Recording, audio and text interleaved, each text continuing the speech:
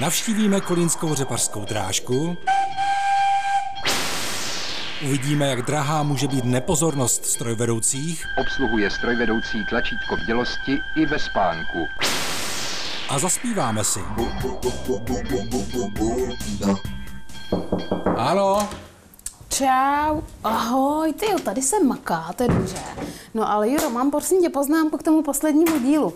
No, ale vy víte, že slavíme jubileum a Jura tady pěkně maká, to je dobře. No, 50. díl Pozor vlak. Nemáme sice dort, to je pravda, ale máme pro vás připravenou zajímavou reportáž, která bude na závěr dnešního vydání o tom, jak vznikal Pozor vlak od 1. po 50. díl. Mimochodem, jak dlouho to děláme?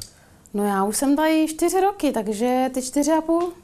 Pořádná práce. No ale ta reportáž bude až na závěr. Na úvod si dáme co? Dáme si bonbony, kolínská řepařská drážka. Tak se pojďte podívat.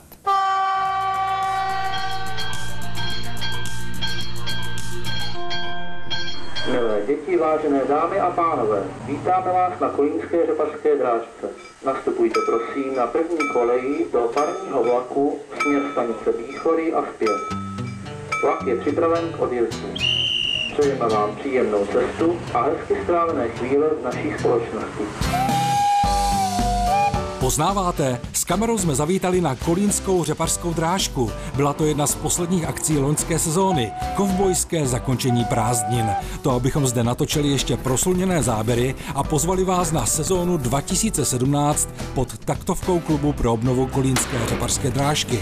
Ten vznikl v roce 1998 a od té doby odvedl obrovský kus práce. Zabýváme se obnovou nejstarší řepné malodráhy, která fungovala od roku 1894 až do 60. let minulého století. Svážela cyklovou řepu, nejprve byl zde rozchod 700 mm, dnes máme obnovený provoz na 600 mm. Původně vedla dráha z Kolína Cukrovaru do Polností, Ovčáry a Bíchory kolem Kolína.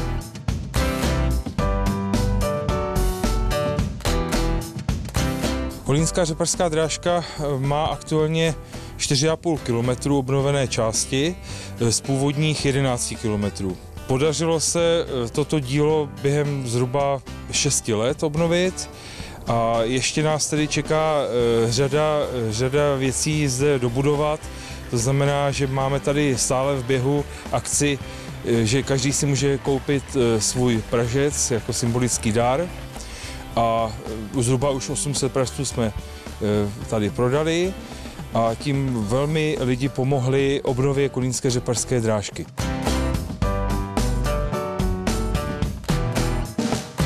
Kovbojské zakončení prázdnin patří mezi nejoblíbenější akce na kolínské řepařské drážce. Ostatně, kdy se vám naposledy stalo, že vás přepadli ve vlaku kovbojové a zažili jste neopakovatelný adrenalin okořeněný výstřely z pistolí? Se zbraněma, který používáme, jednak používáme startovací pistole, které jsou uspůsobeny tady tomu stylu zábavy. Jak tomu říkáme my, protože pro nás to je zábava, pro nás to není práce. Jednak tady vlastně máme kluky, kteří dělají historické věci jako šerm, střelbu a tak dále, takže jsou vybavení trošičku líp. Takže mají nějaký pušky, mají nějaký křesadlový pistole a většinový zbraně, které tady používáme, a tu možná můžu ukázat. Tak to je vlastně armádní kód americké armády, který se jmenoval Peacemaker, takový jako paradoxní název pro tu zbraň. A do té zbraně vlastně používáme jenom výstražní náboje.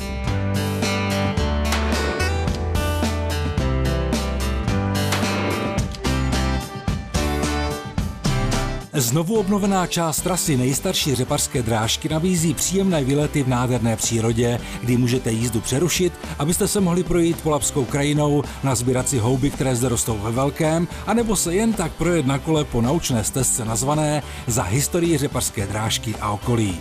Ale zpět k dráze, respektive k hnacím vozidlům. Uvidíte zde řadu dieselových lokomotiv, které v době své největší slávy působily na různých vlečkách státních podniků. Ovšem, největší chloubou je parní stroj z roku 1951 výrobce ČKD, který nese označení BS 80. Z toho vyplývá, že má výkon 80 koňských sil. Ta lokomotiva byla vyrobená jako průmyslová v roce 1951, takže to je poměrně mladá lokomotiva a dojezdila na vlečce v Berouně odkud ji získal jeden pan právník na Moravu do Drásova a od něj se nám ji podařilo koupit v neprovozním stavu. Tu lokomotivu složitě opravovali v Praze na Zlíchově a pak nám ji předali sem do výtopny v Semdražicích. Takže od té doby je 10. sezona zde s ní ježděna úspěšně.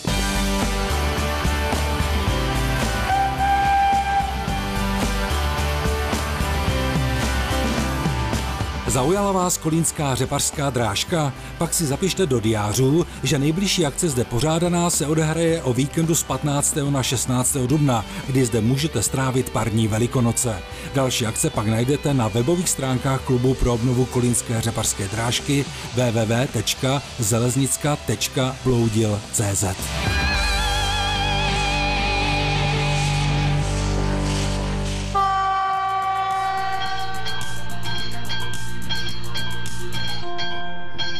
Vítejte u Expressu. Ministrovi dopravy Danu Ťokovi došla trpělivost s přešlapováním kolem vysokorychlostních tratí v České republice a proto se rozhodl v březnu představit program rozvoje rychlých železničních spojení. Tímto dokumentem si ministr slibuje, že se přejde od teorií k jejich reálné přípravě. První vysokorychlostní tratí by mělo být spojení Drážďany, Ústí nad Labem, Praha. Od příštího roku se od základu změní systém zpoplatnění za využití železniční dopravní cesty. Změna přichází na popud evropské legislativy a strategie Ministerstva dopravy. Poplatky za dopravní cesty budou výhodné jak pro nákladní, tak i osobní dopravu, neb slevní a SŽDC předpokládá v roce 2018 se snížením příjmů ze železniční dopravní cesty ve výši asi 600 milionů korun. Správa železniční dopravní cesty oznámila, že bude letos pokračovat ve zvyšování bezpečnosti na železničních přejezdech. Konkrétně chce v roce 2017 proinvestovat 1,4 miliardy korun. V letech 2013 až 2016 jsme zmodernizovali celkem 276 přejezdů v celkové výši 2,3 miliardy korun. V tomto trendu hodláme pokračovat i v letošním roce. Novým provozovatelem železniční dopravní cesty se od 1. dubna stane společnost ŽD Praha, která oživí provoz na tratích Číškovice-Obrnice a Dolní Bousovko-Pidlno. Společnost na těchto tratích, které odkoupila loni od SŽDC, začne testovat nové špičkové technologie, které bude nabízet svým zákazníkům. Současně se ŽD Praha stane také dopravcem v osobní dopravě a bude realizovat na trati Lovosice Most víkendovou turistickou linku T4. Při této příležitosti bude 1. a 2. dubna vedle linky T4 vypravena také dvojice zvláštních vlaků. Podrobné informace najdete na webových stránkách ŽD Praha a Ústeckého kraje. A na závěr tu máme výherce minulé soutěže.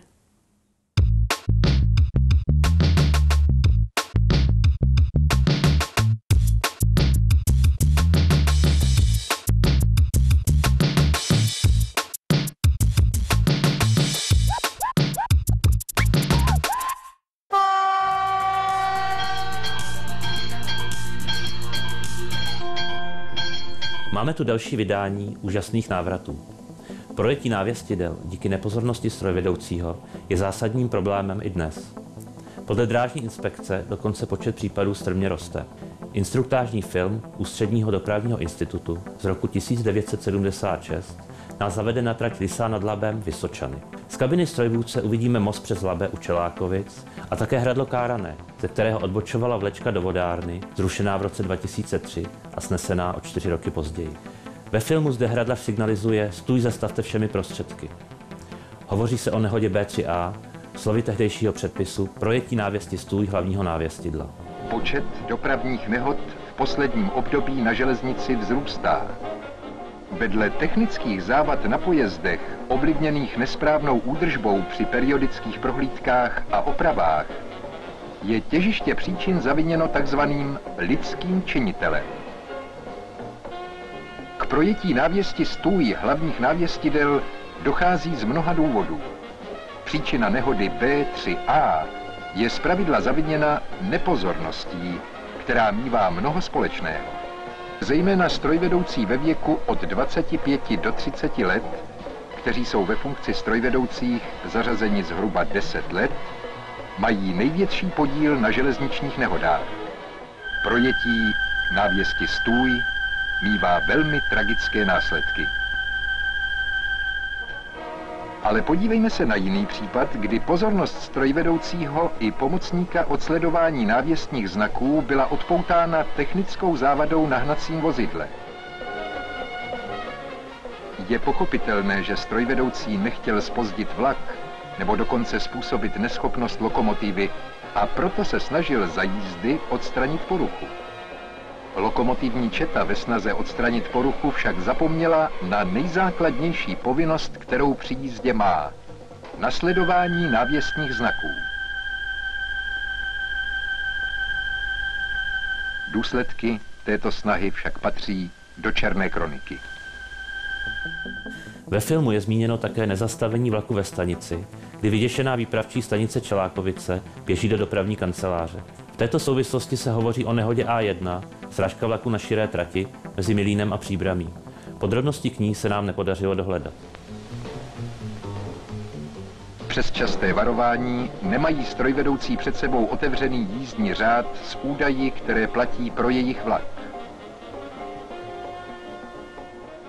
A tak se stalo, že strojvedoucí nezastavil rychlík v určené stanici podle jízdního řádu. Tato nedbalost byla příčinou i velké nehody A1 mezi železničními stanicemi Milín a Příbram. Ještě k liniovému vlakovému zabezpečovači.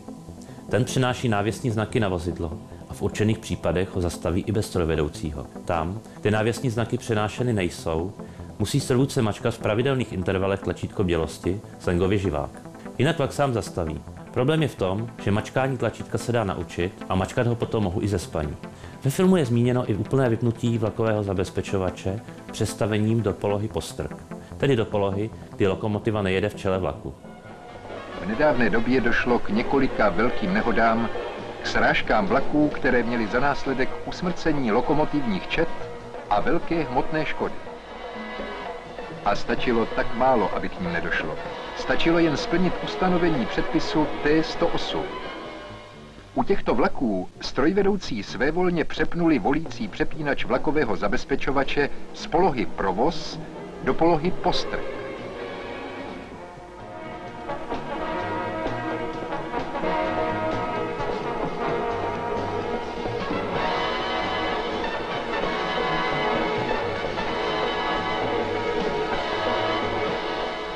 Následné kontroly rychloměrných proužků prokázaly, že stejným způsobem postupovalo mnoho dalších strojvedoucích. Tito strojvedoucí, přestože svévolně přepnuli volící přepínač vlakového zabezpečovače do polohy postrk, nevěnovali další jízdě svého vlaku zvýšenou pozornost. Nepochopili, že vlakový zabezpečovač je jejich nejlepší spolupracovník a jeho vyloučení z provozu má nedozírné následky. Vždyť únava u strojvedoucích je silnější než sebevětší vůle, i když se mnozí strojvedoucí domnívají, že jim se to stát nemůže.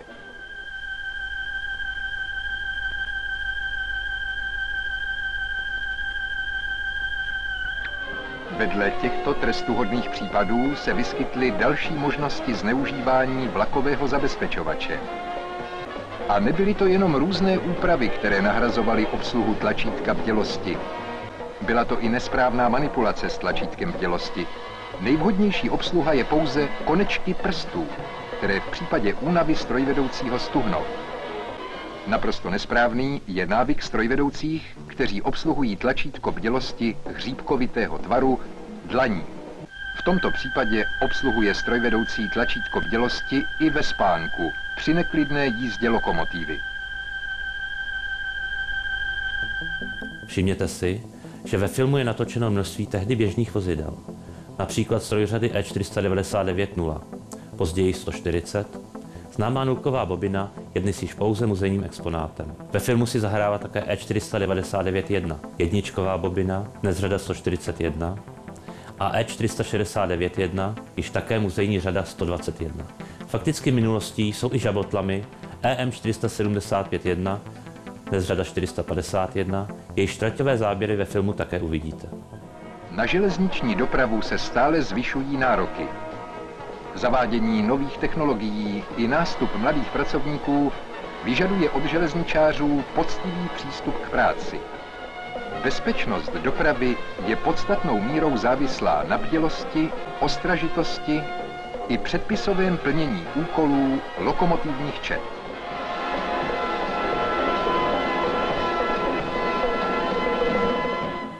Ve filmu účinkují mimo jiné strojvedoucí instruktor Jiří Sedláček, strojvedoucí Václav Doležal, Josef Pelikán a tehdy 27letý Josef Motička, kterému děkujeme za fotografii z natáčení instruktážního filmu a dodané podrobnosti.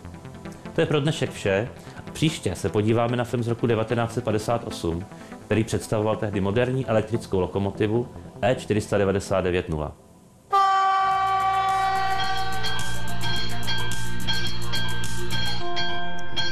V železničním kalendáriu se tentokrát zaměříme na únorové události, které ovlivnily železnici na našem území.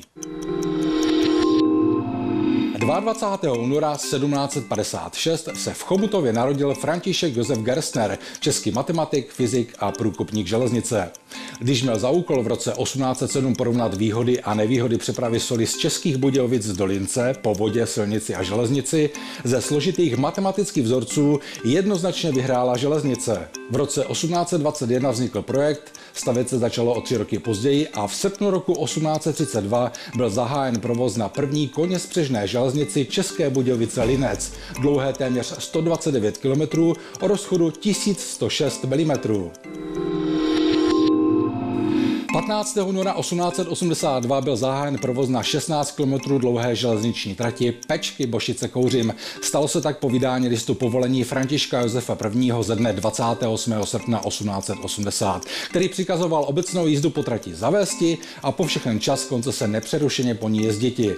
K 1. lednu 1908 byla trať zestátněna. V současné době v sezóně od 3. června do 24. září na této trati provozuje pravidelný historický motoráček Klub železničních cestovatelů. 1. února 1895 byla zprovozněna 9 km dlouhá trať z Vojkovic nad Ohří do Kyselky, coby normálně rozchodná veřejná železnice. Tuto místní dráhu vybudovala firma Heinrich Matony a do roku 1923, kdy ji převzali Československé státní dráhy, ji provozovala Buštěhradská dráha. Osobní doprava do lázní v Kyselce byla zastavena roku 1935 a dále sloužila coby vlečka pro nákladní dopravu společnosti Matony. V roce 1998 byl provoz zcela zastaven a o 9 let později byly koleje sneseny. V roce 2012 Karlovarské minerální vody vlečku za 4 měsíce zrekonstruovali a obnovili na ní nákladní provoz. To je z železničního kalendária vše a příště prozkoumáme měsíc březen.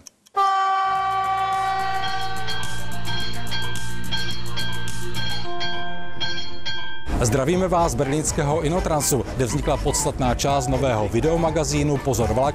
Juro, Já nemám čas, poslouchám muziku. už začal Pozor vlak? Pak přijde ta pravá krize, zhasla taky televize. Máte si uvědomit, že vlastně žádná televize nemůže zhasnout. No to je pravda, když začíná další vydání magazínu Pozor vlak. A takto jsme vás, Tedy Lucie a Jura, pozdravili už 50krát. Ano, pořad Pozor vlak oslavuje kulaté narozeniny, za nimiž se schovává 4,5 roku hezké a současně náročné práce. Na počátku byl vlastně pořád Svět na kolejích, všichni si ho pamatujete s Václavem Žmalíkem, kterého zdravíme, máme ho rádi. Potom ten Svět na kolejích skončil, měl se vrátit na televizní obrazovky a nevrátil se, tak jsme si řekli, že vyzkoušíme udělat obdobu toho pořadu, nazvali jsme to Pozor vlak tehdy, udělali jsme první díl, všechno bylo natáčeno na amatérskou techniku a když jsme ten první díl vydali, tak jsme si říkali, budeme rádi za 1000 zhlédnutí. No a vy jste nás strašně překvapili a to nás nakoplo k tomu, že má smysl dělat ten pořad, že má to své diváky a že podobný pořad tady chybí. Nebo nerozprostovlasatila lisece krále Nabuchodonozora. jsi blázen. Řekni to. No neřekl jsem ani neslyšela, co já se soustředila, to bych to řekla. Rozprostovlasatila lisece krále Nabuchodonozora nebo nerozprostovlasatila lisece krále Nabuchodonozora? Neřekla bych. Mimochodem, pamatujete si, že moderátorská dvojice Lucie a Jura vznikla až od 5. dílu? Když Lucka přišla, tak byla brána diváky různě na začátku, ale oni si zvykli a pochopili, že Lucka má ráda železnici, že to také dělá srdcem a že ten ženský element ten pořad zjemňuje a dodává jiné pohledy, než máme my, chlapi, co si budeme povídat. Vítejte u 5. dílu magazínu Pozor vlak s jednou příjemnou změnou. Tato ruka totiž patří slečně Lucii Slípkové. Dobrý den, jak jsi? Sleduješ to? Tady jsme prostě takhle krásně mladý. Nacházíme se na pražském hlavním nádraží. Já jsem z toho měla tehdy dát nervy docela. Jak takový pražský chaos vůbec funguje? Jirko, víš? A samozřejmě celé se to řídí. Jirko, víš? Toto byla první znělka pořadu. Byli jsme na ní pyšní. Prodali jsme v ní všechny významné české provozovatele osobní železniční dopravy a lidé to kvitovali.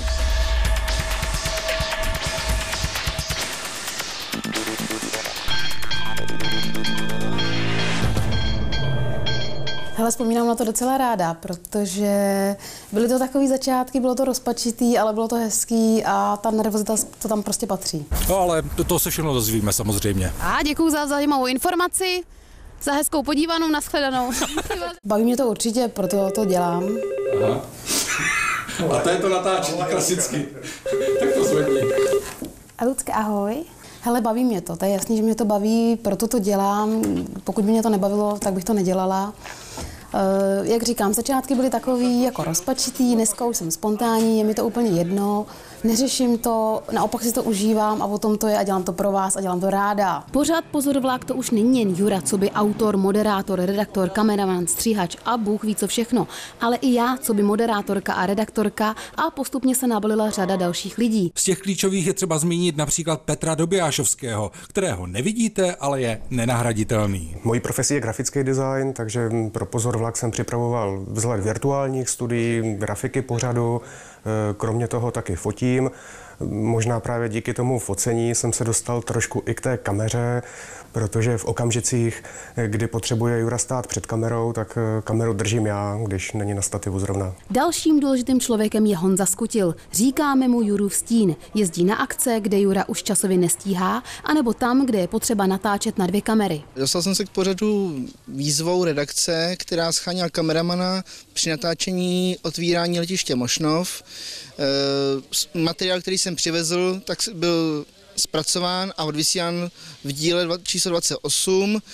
Tato spolupráce se později vyvinula v další natáčecí dny, průjezdy do Zprávy, do Expressu, ale už jsem také pro pořad Pozorovlák natočil několik samostatných reportáží, jako třeba osesodované vlaky nebo Koní z Přešku. Je důležité říct, že za tím pořadem stojí společnost AŽD Praha. Neděláme reklamu, jenom chci poděkovat té společnosti, protože vedení společnosti je natolik na výši, že pochopilo, že taková věc tady musí být pro propagaci železnice a je potřeba propagovat tu železnici jako dobrý způsob přepravy a dopravy. Co na závěr? Bylo by fajn se potkat u stého dílu s fajn pocitem, že alespoň tou malou trochu přispíváme k renesanci železnice. Děkujeme za vaši přízeň a železnici zdár. Železnici zdár.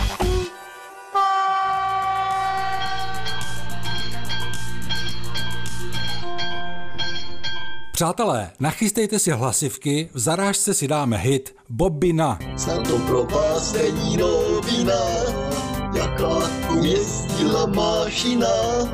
Proháněla se zde totiž Bobina a viděla jí celá naše dolina. Není včera jako dnes, každou chvíli mění dres s oranžovým kruhem. Jinak celá černá, v takovýchto barvách Polsku byla věrná, kupuje jí společnost Arriva.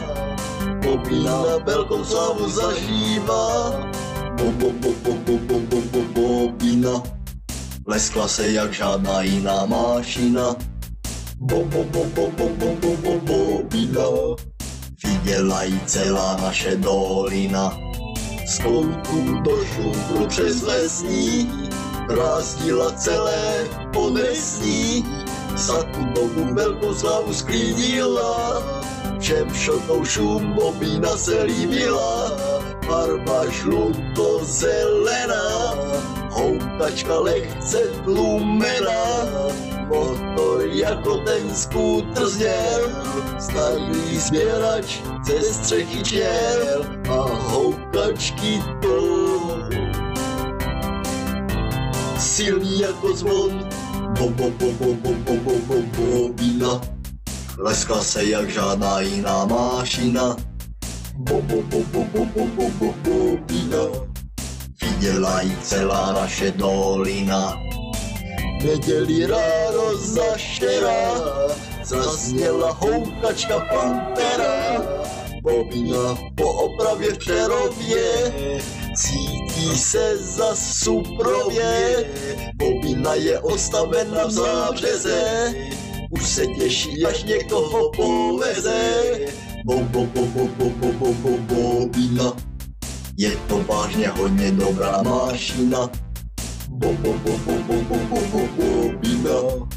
rozloučila se s ní polská rovina. Bobina, rozloučila se s ní naše dolina. Bobina, zajímavý příběh má ta mašina, až někde uvidíte tuhle bobinu. Pozdravujte ode mě tu mašinu. Já jí přeju, ať má pořád na blízkaný lak a zdravím redakci i diváky. Pozor vlak. Tak co, líbila se vám malá ochutnávka? Bobina. Máme tady soutěž, takže Jura určitě vymyslel otázku. Jasně, ptáme se na to, ve kterém díle Lucie Slípková přiskočila do pořadu Pozor vlak. Pište na adresy uvedené na obrazovce, a to do 15. března 2017. No a o co hrajeme? Hele, vybral jsem tady 3 USBčka lokomotivky, to se vám bude určitě líbit. A to je pro dnešek asi vše, ne? No je, no, mějte se krásně, železnici zdar. Zdar. Kolínská řepařská drážka. Kolínská řepařská drážka. Kolínská řepařská drážka. Potom to se natočíš, jo? Tak co? To byla ochutnávka, co? Líbilo se vám to? Mě teda docela jo, no. Čemu se tlemíte? Ty to říkáš jak pohádku. Milé děti, líbila se vám tato pohádka? Ale to je jedno, to je zase hezký, ne? Dneska to nejde. Jdem.